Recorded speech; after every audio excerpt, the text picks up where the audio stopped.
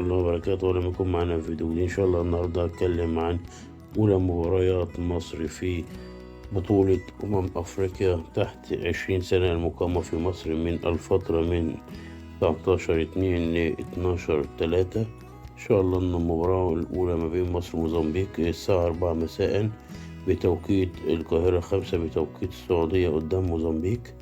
المباراة على استاد القاهرة. طبعا مصر معاها في المجموعة نيجيريا والسنغال وموزمبيق.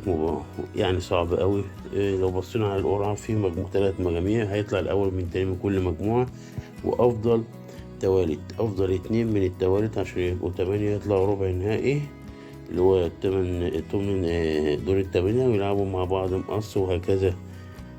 مباراة تعتبر على الورق سهلة نسبيا لمنتخب مصر قبل مواجهة نيجيريا والسنغال.